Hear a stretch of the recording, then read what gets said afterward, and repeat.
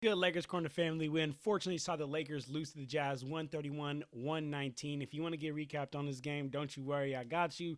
Let's go ahead and get into it, man. It was Alex Len's first game as a Laker.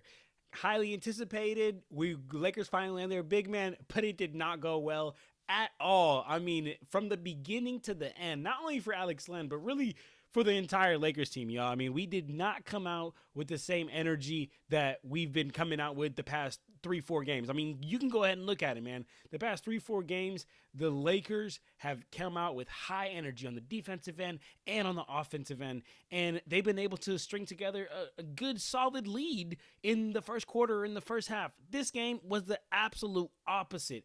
Offense wasn't that much of a problem. You know, Rui had scored. Even Vando hit a corner three. Luka, LeBron scored. But it was a defense that was terrible. It was lackadaisical today, man. I mean, Lauri Markkanen just in that first quarter had 14 points.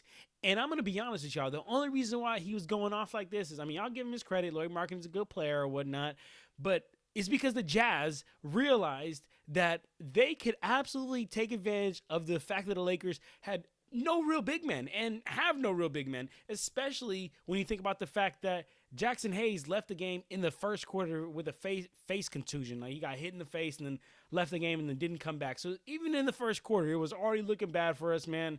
Walker Kessler, Lauri Markkanen getting whatever they wanted inside. I'm talking lobs at the rim. I'm talking easy finishes. Our penetration defense on the perimeter was terrible, as always. At the end of the first quarter, the score was 33-30 for the Jazz.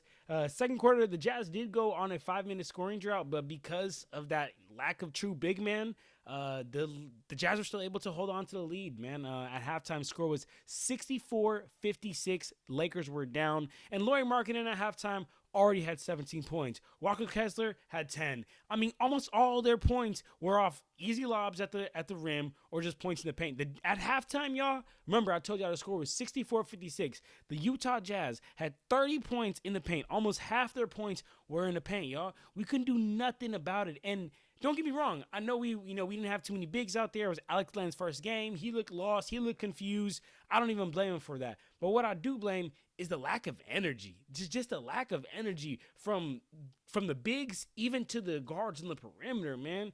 It makes sense though. I mean, it makes sense, y'all. This is the last game before last game before All-Star break. It looked like some of these guys were just mentally checked out. They were already in vacation mode, man.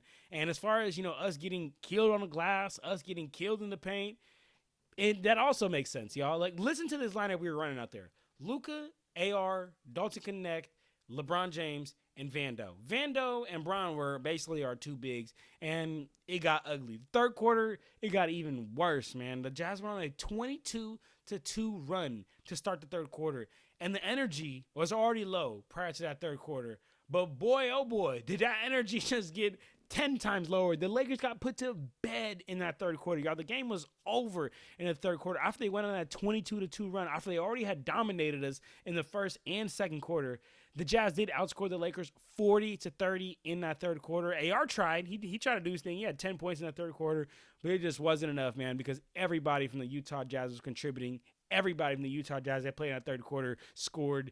They were getting second chance points, finishing at the rim, like I said, easy lobs, easy layups, dunks, just really, really getting whatever they wanted. They finished the night tonight, y'all, by scoring 56 points in the paint, y'all. Lakers just had absolute zero rim protection. And you know what, y'all?